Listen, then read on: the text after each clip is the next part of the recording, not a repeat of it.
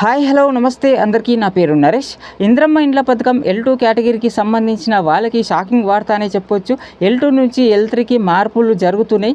లబ్ధిదారులు L2లో ఉన్న లబ్ధిదారులు ఎవరైతే ఉన్నారో వాళ్ళ ఆధార్ కార్డ్, రేషన్ కార్డ్ ఆధారంగా ఎంక్వైరీ జరుగుతుందన్నమాట. ఎంక్వైరీ చేస్తున్నారు. అయితే మనకి జూన్ 2 నుంచి L2 లబ్ధిదారులకు అర్హత గల వారికి డబుల్ బెడ్రూమ్లు ఏవైతే ఉన్నాయో అవి పంపిణీ చేస్తామని చెప్పినారు, వార్తలు వచ్చినాయి. అయితే దానికంటే ముందు ఈ ఎంక్వైరీ మొదలుపెట్టారు. ఎంక్వైరీలో L2 నుంచి L3కి మరి కారణాలు, కొంతమందికి రీమార్క్స్లో 4 వీలర్ అని ఒకటి, IGRC అని ఒకటి, కొంతమందికి కరెంట్ కనెక్షన్, ఎలక్ట్రికల్ కనెక్షన్ అని చూపిస్తుంది.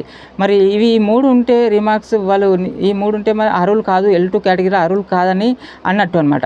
మనం L2 కేటగిరీలో ఉంటే సేఫే, ఎప్పటికైనా సేఫ్. 4 వీలర్ అంటే 4 వీలరు ఏ విధంగా ఉంటుంది వీళ్ళకి? నిజమైన కార్ అంటే 4 వీలర్ అంటే వీళ్ళు బ్రతుకుదేరు కోసం, జీవనాధారం కోసం మనం అప్పు తీసుకొని 2 లక్షలు, ₹1,00,000 కట్టి ఫైనాన్స్లో తీసుకొని ట్యాక్సీ నడుపుకుంటాం.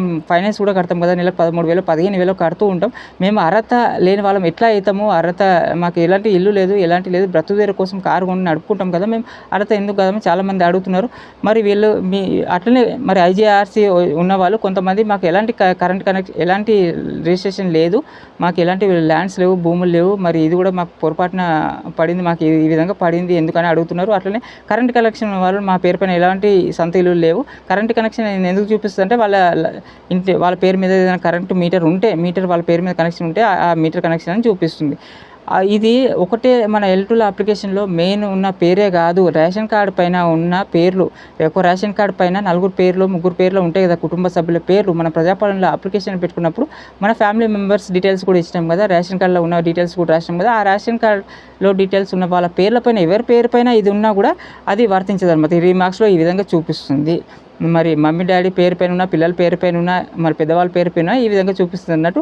ఇది నిజంగా అర్హత గల వారు, మాకు నిజంగానే ఇల్లు లేదు, నిజంగా నాకు ఎలాంటివి లేవు, మాకు ఎలాంటి ల్యాండ్స్ లేవు, మేము నిజంగానే రెంట్కి ఉంటున్నాం, అర్హత గల వాళ్ళమే మేము ఈ దీనికి L2 కేటగిరీ అన్న వాళ్ళైతే ప్రజావాణిలోకి వెళ్ళి మళ్ళీ కంప్లైంట్ అయితే చేయండి, రాసి ప్రజావాణిలో కంప్లైంట్ ఇవ్వండి.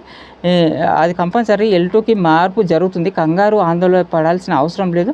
ప్రజావాణిలో లేకుంటే పట్టణ ప్రాంతంలో మున్సిపల్ ఆఫీస్కి వెళ్తే ప్రజావాణి ఈరోజు మండే ఉంటుంది, మరి రేపటి నుంచి ఉంటుందో లేదో వెళ్ళి కలెక్టర్ ఆఫీస్లో ట్రై చేయండి. అట్లనే మున్సిపల్ ఆఫీస్లో కంప్లైంట్ అయితే చేయండి.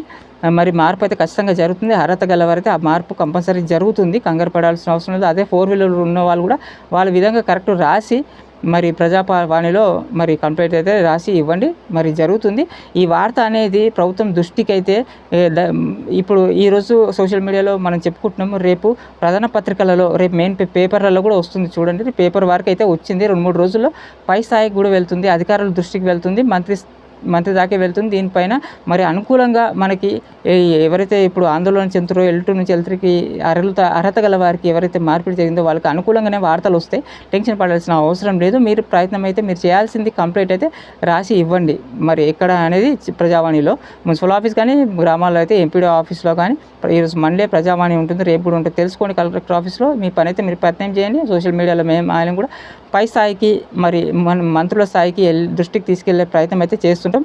ఆందోళన చేయాల్సిన అవసరం లేదు. కంపల్సరీ అర్హత గల L2లోకి మార్పు జరుగుతుంది, టెన్షన్ పడాల్సిన అవసరం లేదు. L2లో ఉంటే సేఫ్ అన్నట్టు. L2లో ఉంటే ఇప్పుడు వచ్చే ఇళ్ళలో రాకుండా, తొలి విడతలో రాకుండా, 2వ విడత, 3వ విడతలో ఎప్పటికైనా ఇల్లు వీళ్ళకి కంపల్సరీ వస్తుంది. L3లో ఉంటే ఆల్మోస్ట్ రానట్టే. L3లో ఉంటే, L2లో ఉంటే మనం సేఫ్ అనమాట. L2లో కంపల్సరీ రావడానికి మీరు ప్రయత్నం చేయండి ఖచ్చితంగా.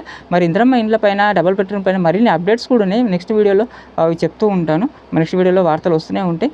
మరి అప్డేట్స్ కోసం ప్లీజ్ ఫాలో చేయండి, సబ్స్క్రైబ్ చేసుకోండి, లైక్ చేయండి, షేర్ చేయండి. చాలామందికి ఏదైనా ఉంటే కామెంట్ చేయండి, నేను రిప్లై ఇస్తాను, మాట్లాడదాం. Thank you.